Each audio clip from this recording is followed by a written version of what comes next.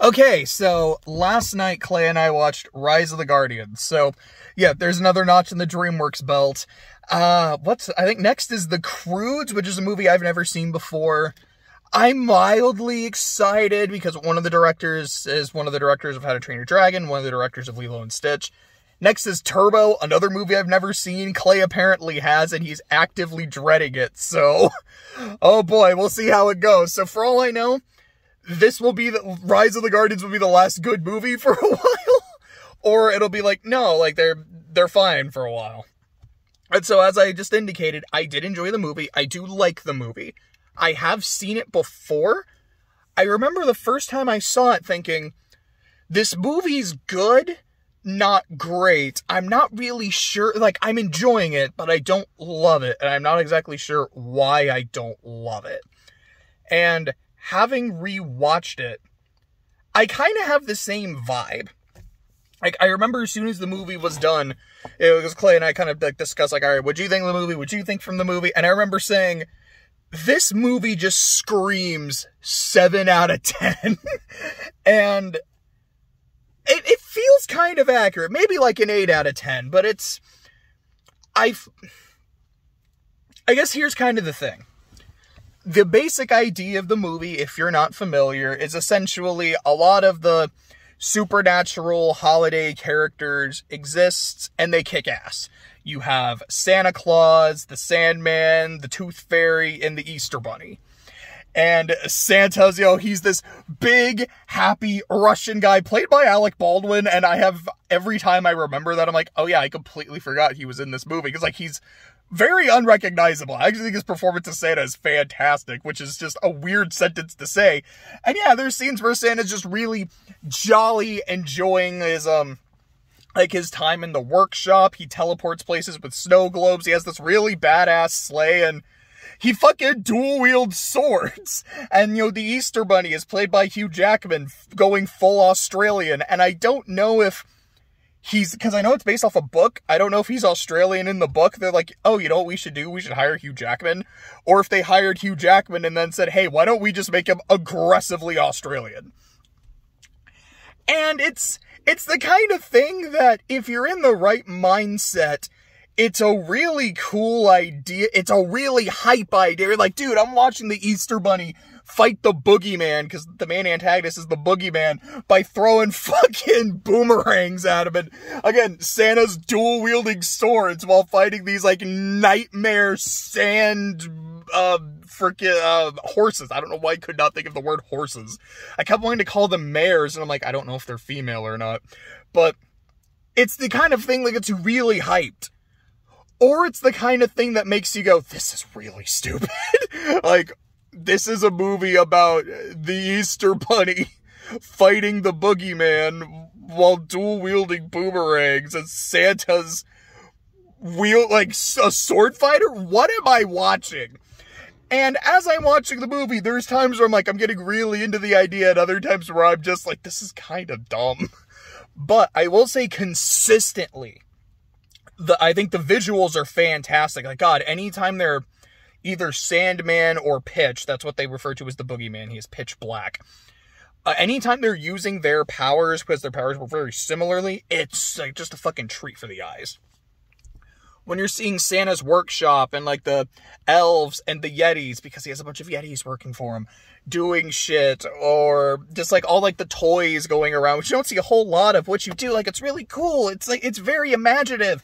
There's a scene where Jack Frost, who's your main character in the movie, is like this kid ends up like sledding down a road, and so he's like creating ice to make sure the kid like doesn't run into anything. It's a really fun scene. Like, I love the pacing of it. I like the speed of it. It's a blast. There's a part where Pitch Black captures all the baby teeth that the Tooth Fairy has, because the Tooth Fairy keeps your baby teeth because your memories of childhood are stored in your teeth. Okay, but like, oh, he's captured all the teeth, and he's captured all the Tooth Fairy's little hummingbird minions that go and collect your teeth. Also, just, okay, like, again, like, interesting ideas. There's a lot of imagination. But so, now the kids of the world, because I don't like saying minions because it makes it sound like she's evil. She's a little crazy, like, with her tooth obsession. I remember Clay was like, she's really endearing, but man, the teeth thing is just kind of unsettling. But, so because her squad isn't there to go do all the field work, as she calls it, teeth aren't being collected, money is not being left, so the Tooth Fairy is not doing her job, so kids are losing their belief in the Tooth Fairy, and as such, she is getting weaker. So to rectify this, the other Guardians, which I don't know if they actually say they're the Guardians of, I don't know if they ever actually say, like, they are the Guardians of Childhood, or, like, Wonder, or anything. That's basically what they are. They are the Guardians of Children. And, like, the innocence of childhood. And she's losing her powers, so she gets the other guys to go and do her job for her. Because they're like, hey, we can help out with this. So they are, like, and they make it a competition amongst themselves. They're like, hey, I could get more, I could get more. And it's actually probably my favorite scene in the movie. I think it's a lot of fun. The scene where the Sandman is fighting Pitch Black is also a lot of fun. Because, again, I just love watching how this dude is animated, both of them. So Pitch is voiced by Jude Law, and I love his performance. You know, he has this very kind of slow, raspy way of talking. And something I read, I don't know if this is actually true, is that the creators of the movie said they wanted him to feel less that, like, they're trying to make him super sexy, but the way they put it is, like, his whole thing is fear. And we like the idea of fear being something that tries to seduce you. Like, it's trying to make you fall for, like, you're trying to fall for it because it wants you to fall for its tricks, fall under its spell. So that's how we wrote him. That's how we wanted him performed. Like, he's trying to, he's trying to, yeah, I don't know why I'm getting really tongue-tied right now. My brain is just stopping. But he is trying to seduce you to fall for his trap. And that's really cool. And I like that. Like, I just love the way he moves, the way he talks. Like, the scenes where he's talking to Jack, I think are really cool. There's one where, there's a lot of scenes where you'll just see him as a shadow, talking and moving. And I don't know if it's supposed to be like, no, that's just his shadow on the wall, and it's a cool shot, or if he can actually just turn himself into a shadow. But given how imaginative the movie is, he probably can. I think that's really cool. Jack Frost is your main character. I like him. I'm not crazy about him being played by Chris Pine. I got nothing against Chris Pine or anything. Like, there's just something about the tone of his voice makes him sound older. And, he is a being that's been around for, I don't know if they ever say how long, but the idea is that he's been around for a long time. But when you look at him, he looks like he's a teenager. But he sounds a lot older than that. And with the other Guardians, like, these are adults. So their adult voices make sense. But, like, he's the only one where I'm like, the design and the voice, for me, don't quite go together. But I don't think he's actively doing a bad job. It's just me personally. I'm like, there's a bit of a disconnect. What else do I want to say? Okay, so there is a point where he talks about he's trying to find out his backstory. Because the other Guardians are like, oh yeah, like, we weren't just created like this, like, we used to be people. Like, I don't know if the Easter Bunny was a person or if he was always a rabbit. But it is like, yeah, like, we had lives beforehand, and then we got changed into these, like, great immortal beings, but we still remember who we were. We know who we were, and it helps us kind of know who we are and why we do what we do, why we were chosen by the man on the moon. And Jack's like, cool, I don't remember fucking anything, and I want to find out why. And then when you actually do get to his backstory, it's very sweet. Like, it's very sad, but it's very sweet. And you do get the sense, like, this is why he is one. This is why he does care about children. This is why his personality is more about having fun because of the way things happen to him. I think it all does work. But for whatever reason, and maybe it is because I think the idea is a little too silly for me, which sounds weird, where I'm like, Cocaine Bear was exactly what I wanted, but there's something about this that's a little too much for me. Maybe it's the fact that some things don't quite add up. Like, there's a point, spoilers for the movie, which, again, I kind of assume is fair game to talk about when I just do a DreamWorks video, but give the countdown. 5, 4, 3, 2, 1, spoilers. So there's a scene where Pitch Black kills the Sandman, but then later the Sandman comes back and it's not explained at all. And I remember watching it the first time I saw the movie and being like, I'm really confused how this happened. And then the second time, like, yeah, I'm still really confused. So like he shot him with an arrow of fear, I guess, and it seems very clear that the Sandman dies, and it's not like, oh, he's now possessed or anything. Like, no, he dies. They even have like a little wake and funeral for him. And then partway through, he just comes back. I guess it's because Pitch's powers are weakening, but even though they were weakened, like, he still fucking capped that dude. I don't know how this works. And I get the idea with Behind Jack is that, okay, so people can't see him. And they can't see him because no one yet believes in him. And then when the one kid does believe in him, now we can see him.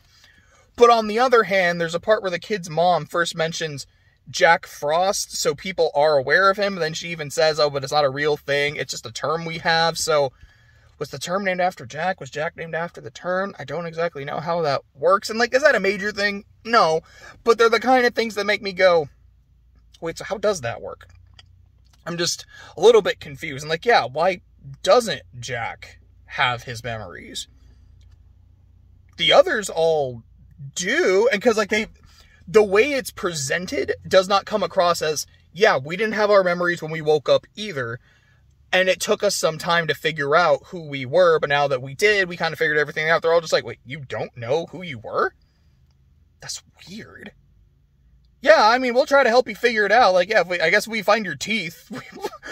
Again, that's so fucking weird to say. It's like, yeah, if we find your teeth, we'll find the memories there and it will help you out.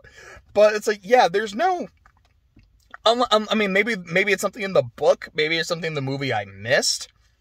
But it doesn't sound like there's a reason why he does not have his memories. There's a reason why no one sees him. Like, that I buy. But this, like, that's a major part of his character. What?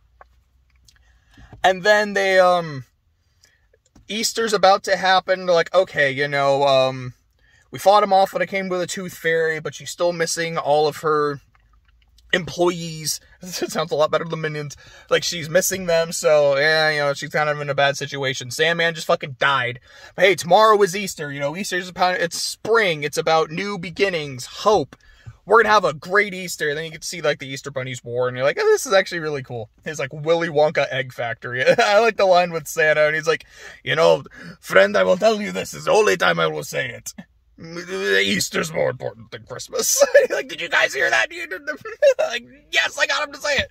But, so Jack is supposed to help them with that, but Jack ends up disappearing because he's doing his own shit with, like, the teeth and finding his memories. And then when he runs back into everyone, they're like, where were you? You're like, wait, you got those? You were with Pitch? Oh my God, what the fuck is wrong with you? We never should have trusted you. Go. I'm like, what? Why are we doing this?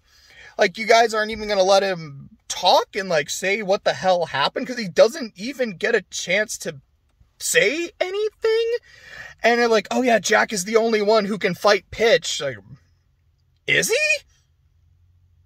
I mean, I know there's a scene where he hits him with, like, a really big ice blast, but, like, I don't really get why. It's like, oh, he's darkness and you're ice. Like, yeah, ice isn't super effective against darkness. Light is, like, dreams and nightmares, but that's Sandman. That's not you. It's...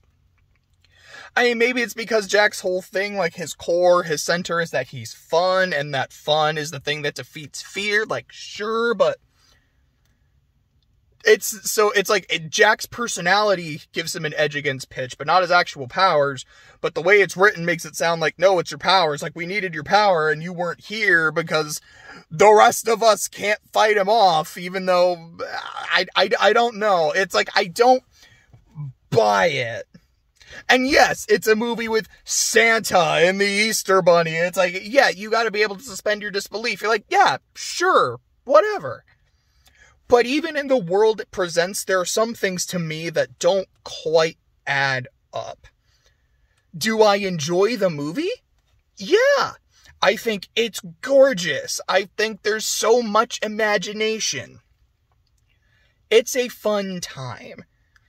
but I don't think it's amazing. I don't think it's great, but I think it's pretty dang good. So I definitely can't give it an A tier, but I don't think it's a C. I think for me, I'd give it like a B, maybe a B minus. But that's where I am for now. And like I said, I do still think it's a good movie. Jury is definitely out on the Croods and Turbo because I haven't seen them yet, but we'll see if this is going to be the last good movie for a while. Well, I mean, I think How to Train Your Dragon 2 is coming up pretty soon. I remember liking that quite a bit, but we'll see how the next few movies end up going.